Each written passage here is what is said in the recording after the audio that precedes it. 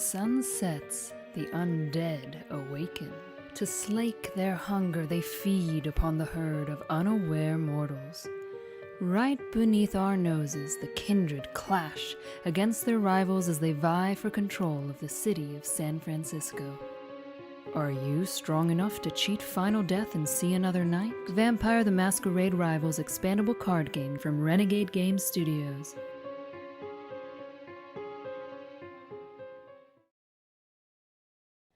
Welcome everybody to Vampire Wednesday. I'm Matt Holland here with Matt Hyra. Matt, how are you doing today? Hey, doing pretty well. We are here to talk about the league, the Vampire Organized Play Season 0 League that's going on right now. We are right in the middle of round 4, so people got their pairings yesterday and getting those games in and getting them played. But Matt, we've made some more changes, haven't we? Yeah. We want to, the pre-constructed decks were never meant to be something that people would play over and over and over again. So we wanted to simulate the modification experience of building your deck and tweaking it a little bit. Players might do after playing a time or two, and just to keep things fresh, because at its heart, this league is meant to introduce players to the game. Yep. And it's been great for that. We've been seeing a lot of people starting to get the hang of the mechanics. And when the game comes out in the stores, they're going to be able to go in and teach the people at the store how to play, give them tips, talk about the things they learned in this league. That's exactly what we wanted to do here. But last round, we made some changes. We took some cards. We substituted some cards, and then we also cut down the number of the Special Affairs Division, correct? We are rolling back the Special Affairs change, correct? We're rolling it back, is what you said? Yeah. Yep. We're rolling it back because we asked players what they felt about the change, and the liked the change and didn't like the change was almost even. But then there was a lot of people who are just like, well, it didn't seem to matter much, which probably means that they didn't see very many SADs during the game. Sure. So one other comment was that the vagrants were not as tempting to without the retain, SAD there chipping without away. the SAD, because the vagrants are really good at distracting the SAD.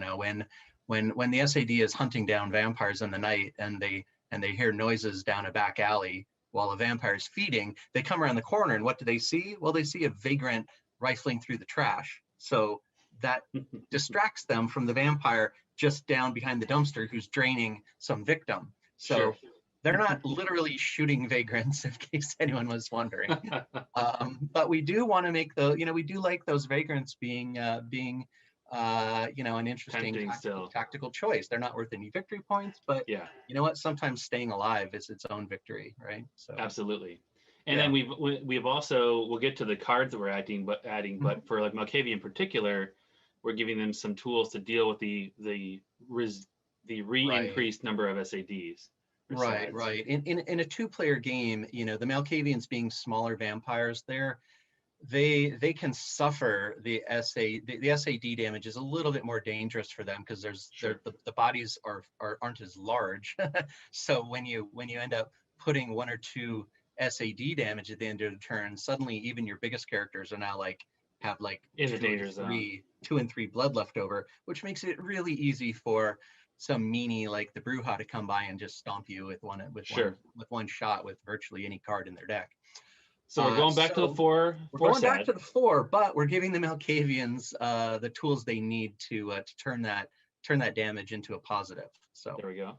And the other thing let me mention the Malkavians can afford the extra time that it takes to put out something like a distraction, which is an ongoing card, right? It takes an action to put it out there, but because the Malkavians are well suited to prevent a foe from winning by agenda due to the lost glory conspiracies. So somebody might think that they're about to win and then suddenly get hit by a -2 agenda, right? They've also got a lot of things that play off of ongoing cards, right? They can get some card draw and some other effects from some of their vampires.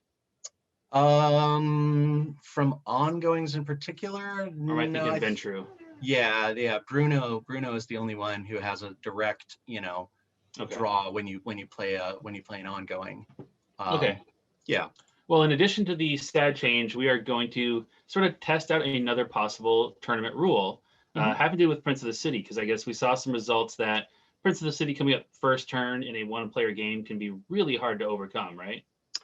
Yeah, I mean, it's something that we saw in playtesting, but it wasn't always a situation where a deck was confident, a player was confident enough to go out there and take it on turn one, because perhaps they were playing a particular combo deck and they didn't want to risk their leader, going for Prince. Yeah. So, but in the 1v1 game, so yes, we did see Prince come up on turn one sometimes, but we didn't see it in such a way where you just had no, where it was where the game was just going to be unbalanced from turn one, because people were sometimes afraid of it. And some of it may be the pre-con decks, right? Because you can't build for a particular combo or something. Like you're playing a preset deck, so just going for Prince might be a more viable strategy than in a you have in this league, you have almost perfect knowledge of what your opponent might have in their hand, and that makes it very easy to know, oh, I'm completely safe right now because they only have this character, their best character is exhausted, so they won't be able to hit me. And I know that this little guy won't be able to do much. Well, guess what? In a real constructed game, you have no clue what they're going to do to you, right? You have no clue what evil is going to come out of their swing back at you. But and this is really only, for a 2-player game that we want to test this out. In a 3-player game, it is, and a 4-player game, it is a much different story. It's very much more dangerous. Very dangerous to suffer a few early hits and then still be out in the street. So the actual change is going to be when you guys log into Tabletopia, Prince of the City will not be in the city deck. You're going to add the events, shuffle that deck, deal the first 2 city deck cards, then you're going to shuffle Prince of the City into the deck. So you're guaranteed to not see it in that first draw. Don't forget to shuffle the city deck before putting out the 2 cards. Yes. Right. Or shuffle it, before put out 2, drawing then another add card Prince, later. then shuffle it. So it's 2 shuffles. Pre-Prince and post-Prince. Yep. Yeah, so this is another thing. We're just going to test out and see what people are thinking, see how the effect it has on games. Yep, we'll test it out and we'll see. Is there going to be something on the report form, Mr. Holland? Yes, there will be a question added to the report form. Great. So and maybe this is one of the great things. Like what, did the Prince appear, and if so, what round? Something like that. Okay, I haven't seen it yet. I'm sure you've got it covered.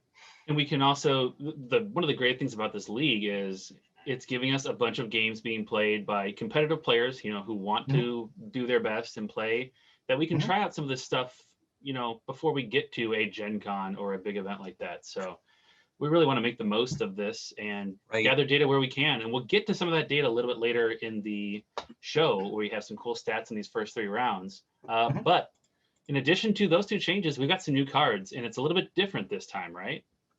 Right. Well, we want to kind of introduce customization to people who may not be used to it, and we know there are several even playing in the league who have not played like this before. They've mentioned it on their on their result form. So yeah, we picked an additional 2 cards from the crypt pack for each of the clans, and those cards, if I'm not mistaken, will be next to each of the decks. Correct? Yeah, they'll be right face up next to your deck, so you can do with them what you will.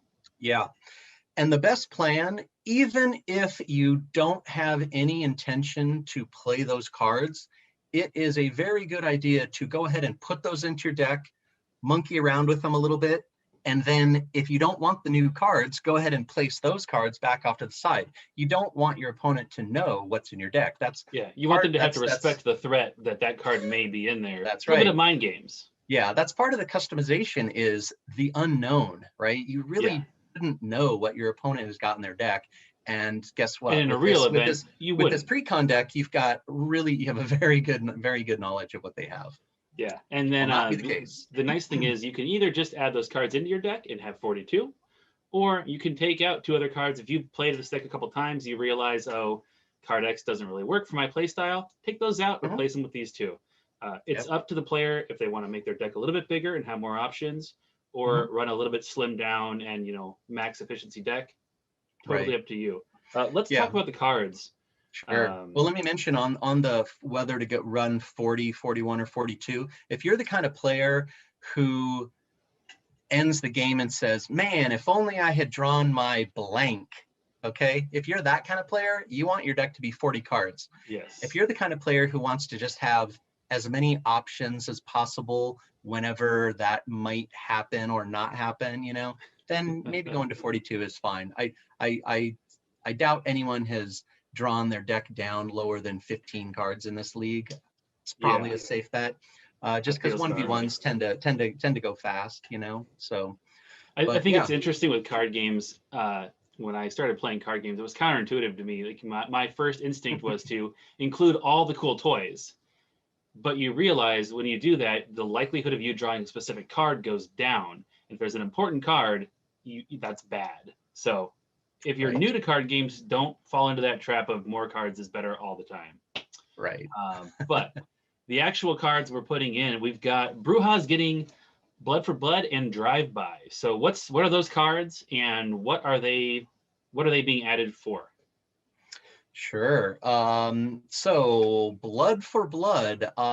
This card is being added just to further show the Brujah are a clan who does not mind spending their own blood as long as victory is on the other side. Gets the job done. Yeah, you'll notice that several of the Brujah vampires have a blood payment for abilities right on them.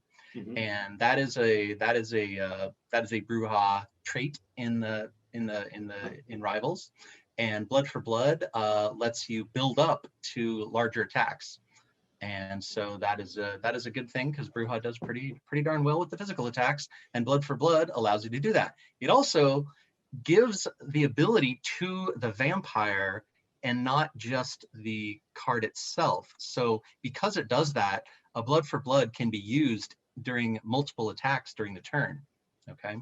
Okay. Yeah. That's pretty cool. Right. So it allows you to go all in. And we heard feedback from the Brujah people who like playing Brujah that they like setting the pace of the game. They like the hard charging attitude. And so this is a way to put your money where your mouth is and let yourself spend some blood to ensure that victory that you seek. Nice. That has a whole new meaning. Put your money where your mouth is has a very different meaning for vampires. Right. What about Drive-By? That's another kind of attack buff. Yeah, it's I say increase your attacking power because it's actually a ranged attack. Okay. It's a ranged attack that actually harder to defend against. Yeah, harder to defend against. Because there's fewer reactions, and it also guards are the only thing that can block ranged attacks. Although blocking a drive-by doesn't do you much good because it's probably going to hit 2 or 3 characters if you've got your deck going. So for each celerity in the party, and that includes the attacker, the original attacker, right? Even if someone solos a drive-by and has celerity, you'll be hitting the target plus one other character in the coterie. And so we put this in here because the drive-by is something that the Brujah can use to punish a deck for holding up in their haven. Okay. And when the Brujah do attack into havens, they do need to spend some cards to gain intel, and so to overcome secrecy. And so we want to make sure that they have some tools to make that secrecy, to make that intel gathering profitable. Yeah. Okay. Makes sense. Yeah, because once your opponent is out in the street, it is likely that they're doing some attacks at that point, and so their parties, they might actually be in 2 different parties. Yeah, and in fact, give you some opportunity to pick them off one at a time. Right. So it's really meant for hitting someone who's turtling up in their haven, because once they're out in the street, they could be multiple parties. They might not be, but it's just something to kind of soften up. It's just a great softener. It just softens up the opponents. Of course, if your opponent has a lot of physical attribute, then the drive-by is not going to do a lot because the damage is not increased by any by the physical attribute. But 2 damage is going to do a point or two to a lot of vampires, and that will help you overall. Nice. So yeah. Then Malkavian, we kind of alluded to this. They get 2 copies of the card Distraction, and that's going to let them sort of use the Special Affairs Division for their own purposes. That's right. So being small, they do need a little more protection against the SAD. And if there's a couple of SAD out in the early rounds, it would be smart to put out a Distraction pretty early, because you're going to suffer some damage here pretty fast. But if you can send a couple points of that, because each Distraction can send up to 2 sad damage at your opponent, and they have to just apply it immediately, and there's no defense against it. So and that stays. So that's going to be ongoing. So really, if you end up in a situation where, like, say, Brujah has taken some vagrants or something, and they would normally be able to ignore that damage, some distractions out there is going to really start to turn the tide and put the pressure back on your opponent. Yeah, now the distractions are ongoing, but they're a one use. You have to discard it. You have to use it and use it up when you do it. So it's just going to be a one-shot distraction, essentially. Well, that's also nice to have in your back pocket to use when it is most important, either for you to not take the damage or to deal the damage to someone else, to put them in. Right. Yeah, if you've got your opponent, like, because Malkavian can surprise you with like a holdout dagger or an unhinged, things like that, and we've seen Malkavians actually score a coterie knockout on the Brujah before. Not that that is the only not that is the only opponent the Malkavians will face, but it is their most dangerous opponent.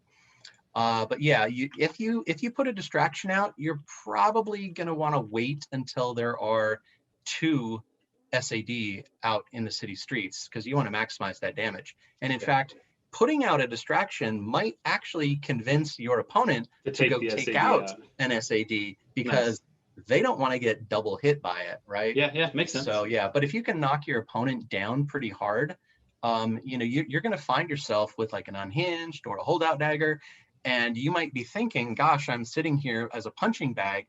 What if I can go smash one of their vampires, and then at the end of my turn, force them to take another 2 damage? They might be down to 1 character with like 1 or 2 blood left at that point. Yeah. So, yeah, and then so that's a nice tool for Malkavian to have, right? Especially with the reintroduced additional Special Affairs Division. The Toreador.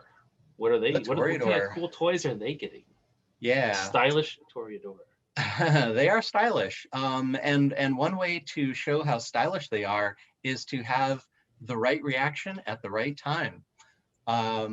So with the addition of a Humiliate and the Mighty Fall, that gives them more tools to deal some more damage, because they can get coterie eliminations just as easily as with additional reactions. It might be easy for them to get coterie eliminations as it is to get prestige eliminations, which I guess we'll see pretty soon how often they do that. Yeah, we actually have some stats we have some stats on that. Okay, great. So yeah, I think that will be an interesting way for it's almost like having those available is kind of a deterrent more than a direct threat, right? Yeah. It's not every day that someone is going to attack you like socially with a character with 0 social.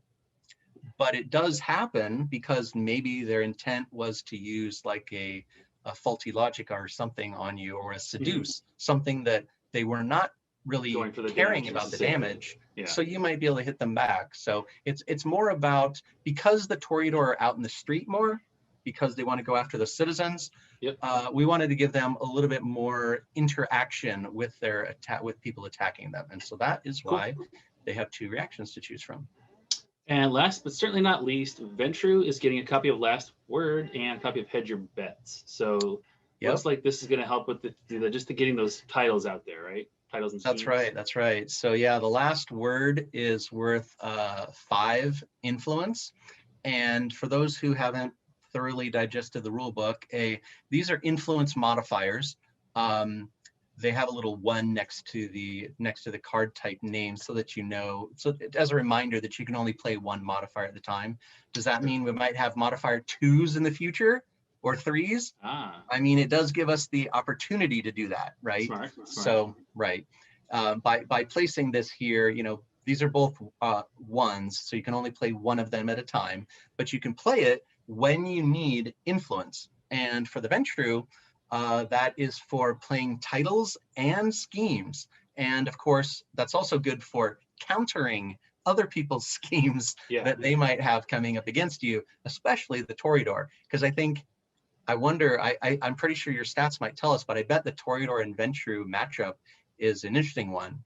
And I think that having the Ventrue be able to get some early influence a little faster will help them to get their titles and possibly well, especially with how expensive some of the titles are to get them into play very early. If you have a 4 or 5 coster, that can just be a big tempo hit to your prestige if you just pay to get it in your game last week against Jimmy, Jimmy would have benefited greatly by having some fast influence, because he did spend himself a little low on the prestige to get out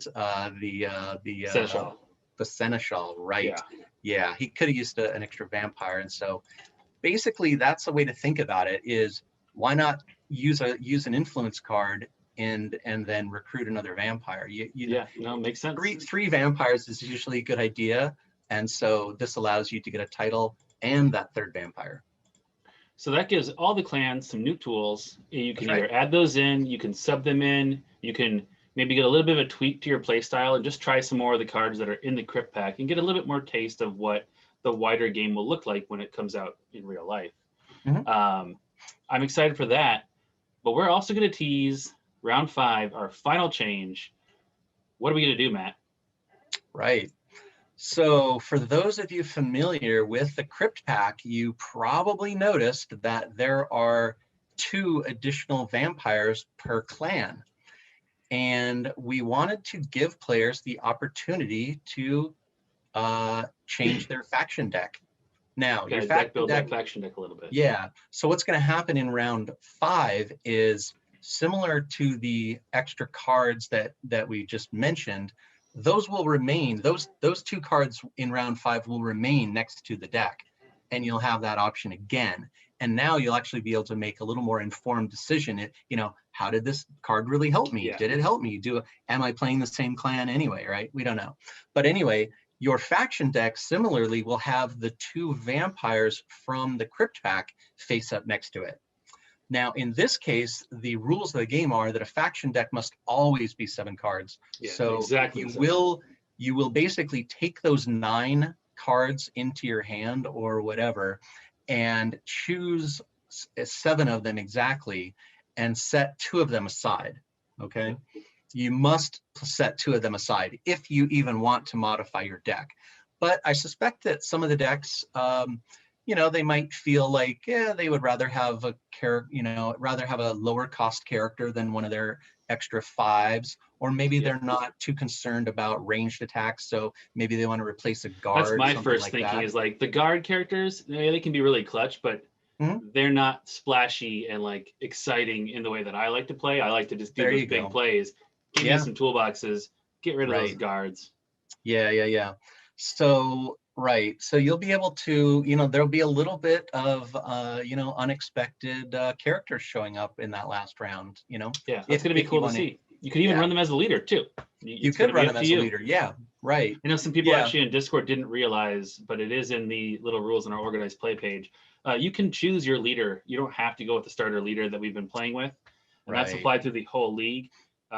Some people did not know. So if you're playing around 4 or 5, make sure that you take advantage of that if you so choose. We'll get to the stats.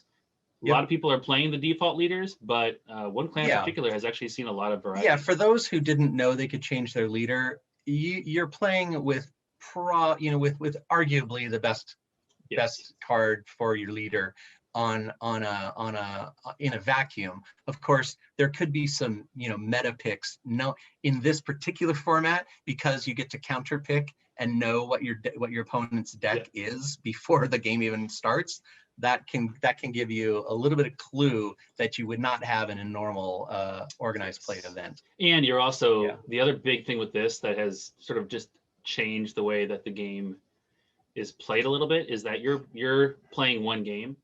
Me and Matt are playing. That is an isolated thing. I'm not playing a tournament where I'm going to play 6 games of the same deck.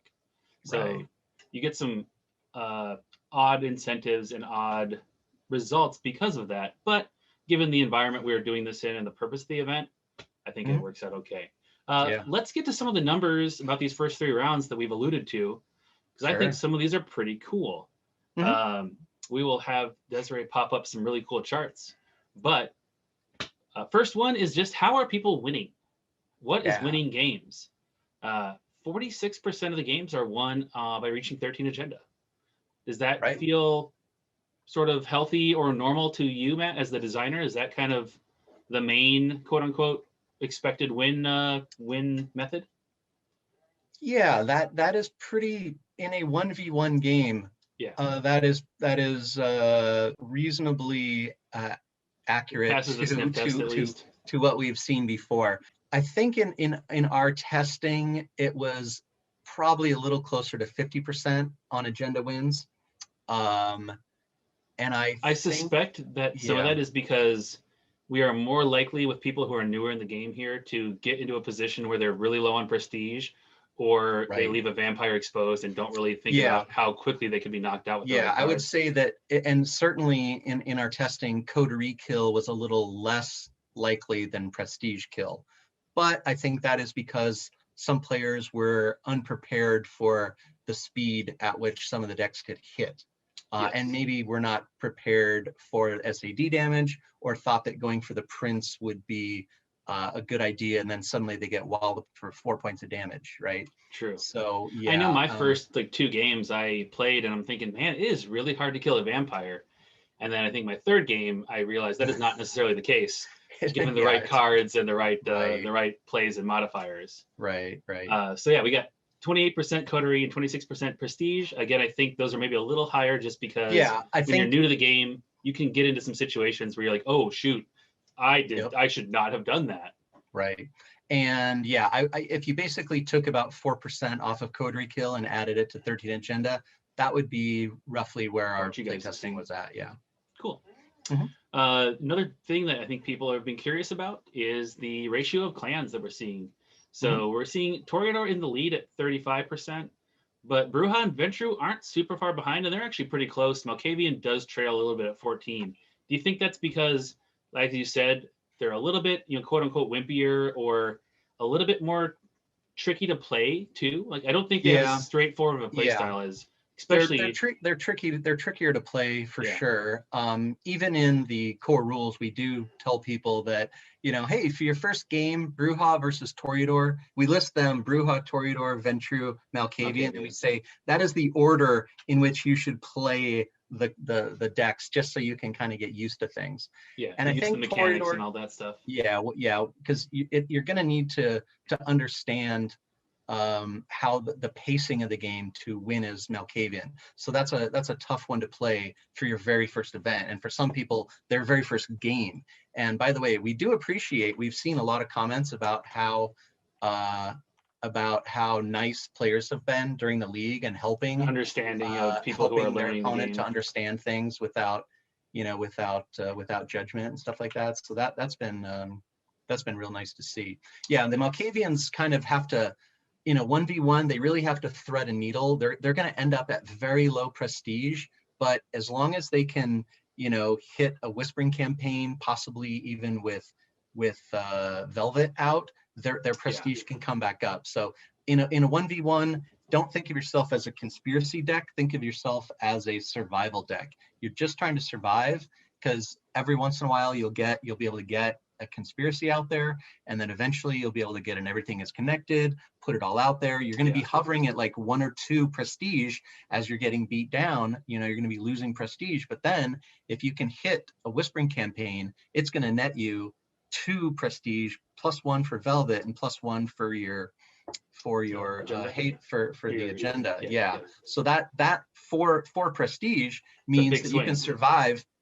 You can survive having 4 more vampires knocked out.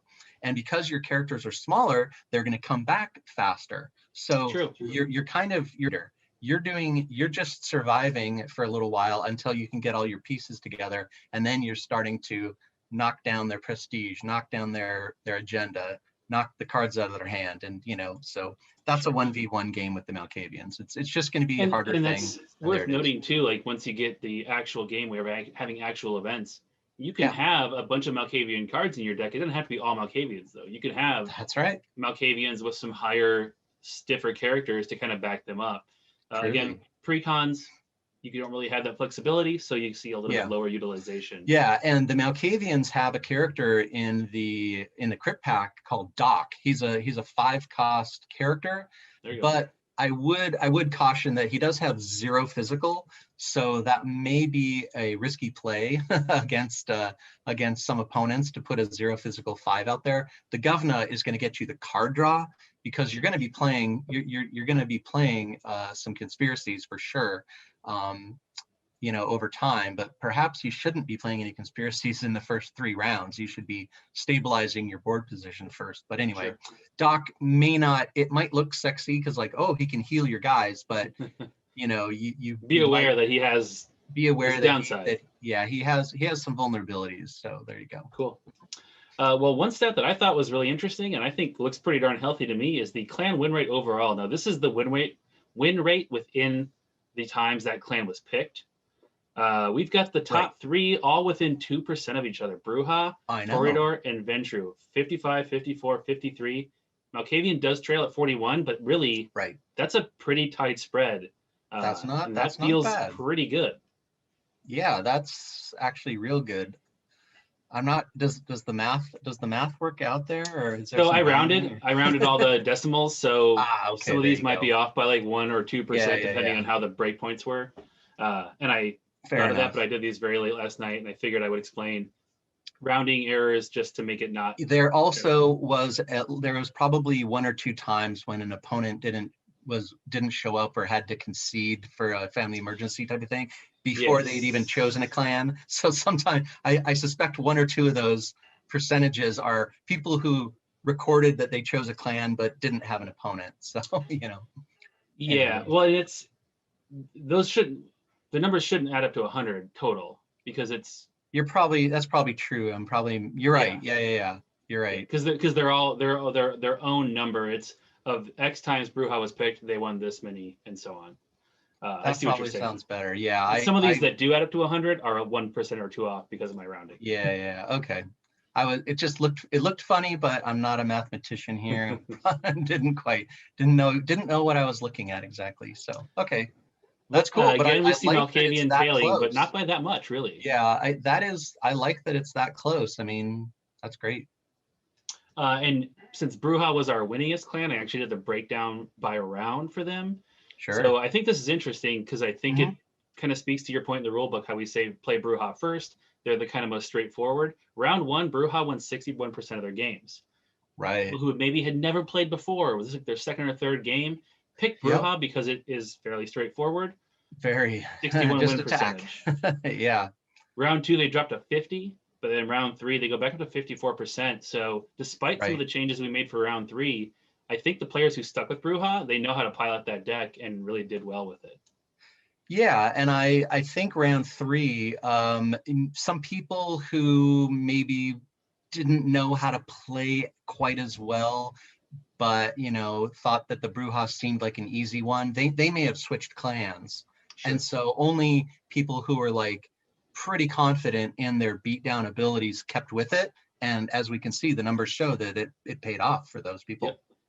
Yeah, and especially with round 3, maybe another clan got a card that looked really cool to you, so I want to try them. That's right. And then the hardcore, they stick around, play Brujah, and they won out. We talked a little bit about the ways that clans are winning. Great. So Brujah, not really surprisingly, is winning 56% of the time by wiping out the enemy coterie, and then their agenda and prestige victories are tied. So and people might be wondering. Right. People might be wondering, well, how does the Brujah win on a prestige kill, right? Well, it's if, sometimes a player will need to bring out like a third or a fourth character to Just to survive, stay in the putting game. them at like 1 or 2 prestige. And then if the Brujah can come back on the next turn and maybe get 2 knockouts, that would put them to 0 prestige. So Yeah, exactly. yeah. I also right. think, again, we're still early in the game where people might spin themselves down in a way that they might not after they have more game experience, making them vulnerable to that kind of thing. Yeah, we do mention the rule book, near the back by the customization that, being once you're at three prestige or less, Be you careful. are in the danger zone. So we'll remind people to keep that in mind in the league as well. Yep, and when you start playing your friendly local game store, you'll make that mistake once and then think, oh yeah, there's a lot of things that can threaten a 3 or less prestige. Malkavian winning 66% of the time on agenda, 25% on prestige, and only 8% on coterie. I think that makes sense just given what we know about their playstyle. Yeah, like a coterie knockout for the Malkavian. Yeah, I mean the Malkavian can surprise you with like a 7 or 8 point holdout dagger and that's gonna knock out even a fairly beefy defender. Yeah, that's gonna even a defender with 2 physical is gonna suffer pretty hard on a 7 or 8 point holdout dagger, and then follow that up, of course, with like a 5 point unhinged, right? Mm-hmm. I mean, that's so they have the tools, that but as it's a not going to 1-2 be. punch. You can see that you get that perfect draw about 8% of the time, probably. Apparently 8% of the time you get that perfect 1-2 punch combo and win the game. You're right. Yeah, agenda is going to be your way. Their bread and butter. Yeah, because you can hold off an opponent from winning, with your Lost Glory, and turn it into an agenda race, especially late in the game. Malkavians sometimes maybe the opponent will start going after SAD or citizens because they figure, well, I'm at 10, I can just take out a couple of things in the street for way less cards, and that gives the Malkavians a chance. Now suddenly they're able to stabilize a little bit. So, and it's good that they have a card or a couple cards in there that the opponent has to respect, because it's the kind of the fleet and being concept. Like, they have a holdout dagger, they have an unhinged. You have to kind of give it a berth. Give it a wide berth. Toreador, 43% agenda wins, 32 prestige, and 25% coterie. That's the most well-rounded of any of the 4 clans that we see right now, and feels Toreador really does have a good toolbox to do any of those things. Right. Yeah, we call them kind of the jack of all trades, and this definitely shows that. So I'm happy to see that. They're versatile, which is why they are a top pick, right? They're being picked slightly more often than the others because they're versatile. You can pivot mid game. If there aren't any citizens out there for you to grab, or you've got an opponent who's low on blood, you can get in there for a coterie kill, a prestige kill. Yeah, with especially if you can get a nice backhanded compliment on somebody. Now, of course, having your backhanded compliment, blocked by a little 2 blood guard is like sad time. So that is a thing. If you're aggressive against Toreador, you probably have your parties split up. You may not have a blocker in each party, so you do risk those backhanded compliments kind of whittling down your prestige, and they might get you over a turn or two. They might get you on that prestige. And Ventrue, they have very similar to Malkavian, and it's about 2/3% agenda, very small amount of coterie kills. They have a lot of tools to get that agenda and a lot of tools to attack prestige, I think. So that's going to be frequently how they go. Yeah, they have the easiest way on the prestige is the demand obedience, the mental attack that will knock 2 prestige off your opponent. But they also do have the seneschal, if they can get it going. Pricey, but very dangerous. Pricey, but very dangerous. Yeah, and the 65% agenda makes total sense. Like the Malkavian and the Ventrue are both in that mid 60s. They're both the decks that like to sit back, build up, and then spring into action. Because the Ventrue, people might wonder, well, gosh, how does the Ventrue get their agenda done when the base of power is likely to only get them about 6 agenda? Well, of course, you've got the greed schemes, which give you 2 agenda. And then, of course, there's just coming out in the street and beating down and maybe take out some SAD, maybe take out some citizens, right? Or just beat up once you've got a bunch of titles, you're gonna be making some big swings on your opponents too. Yeah, absolutely. So those feel I think in line with what you'd expect to see, just given the play styles and the decks that we're dealing with. The last sort of interesting stat we have is about the leader choices. So we've requested everybody input the leaders that they used and their opponents. And interestingly, Malkavian, everybody's using Govna. Is there anybody else that you would even look at as a possibility in Malkavian? Is there like a dark horse that people are sleeping on that you want to, put in people's minds? Not really. And I again caution, that Doc may not be the savior that you think in an environment where your opponents know exactly what you have, right? Sure. But I think overwhelmingly Hydra for Brujah with 2 Cossack. Yeah. Basically, both Brujah and Toreador get 2 people chose other leaders. It's Bella and Muhammad. I wonder if anyone is going to choose Beretta with the Brujah, especially now with the drive-by in there.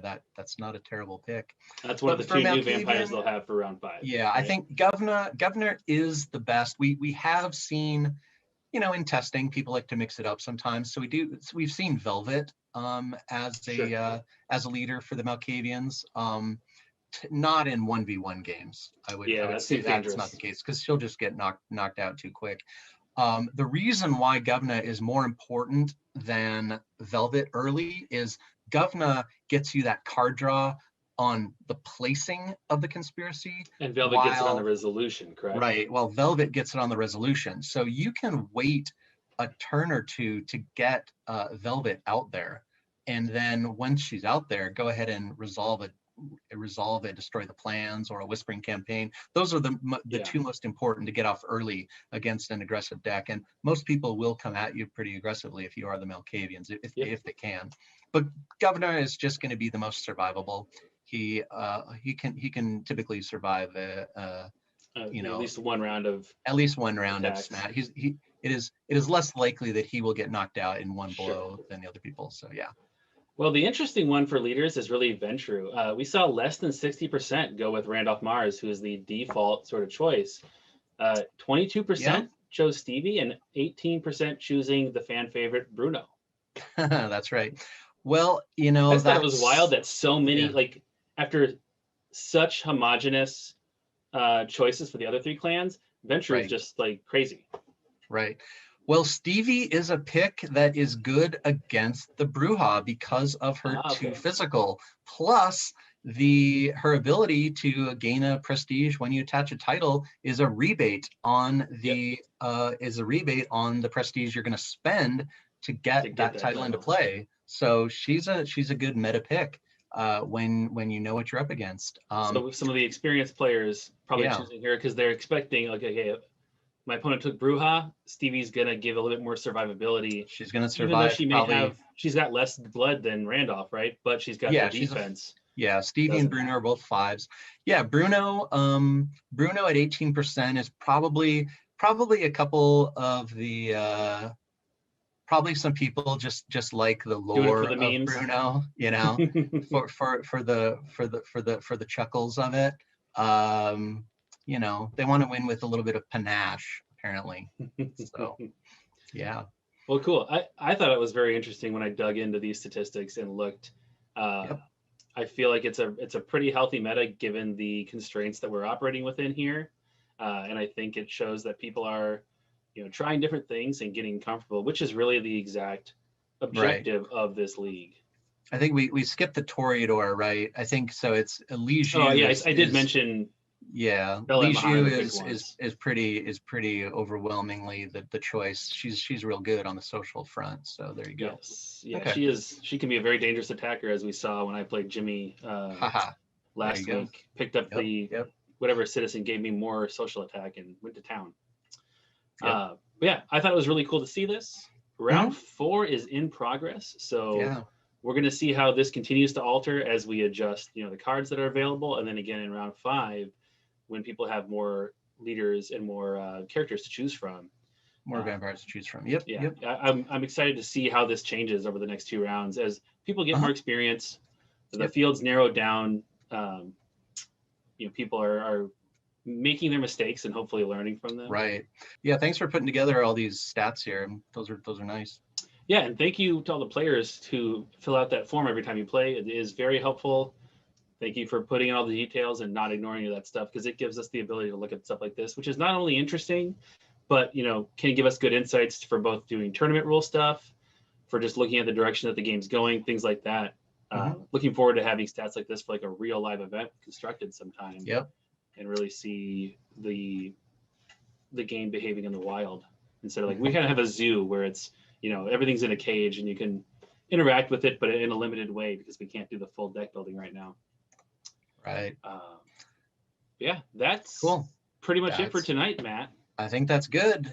And let me just say, by the way, we have not been ignoring your questions on purpose. We had to pre-record this because we had some we wouldn't be able to do it on Wednesday. So we're doing this on Tuesday, but if you want to ask questions, go ahead and post them in Discord. Yep. Yeah. Post in the Discord. Both Matt and I are in there. Make sure you tune in every Wednesday for Vampire Wednesday. Make sure if you're in the league, get those games done by Monday night so we can go on to round 5, our last round. We stream the Renegade Society radio show on Fridays, and also Power Rangers for More Phenomenal Mondays on, you guessed it, Monday. But everybody, thanks for tuning in and watching tonight. Matt, thanks for being here as well to discuss this. Thank you. Have a great night.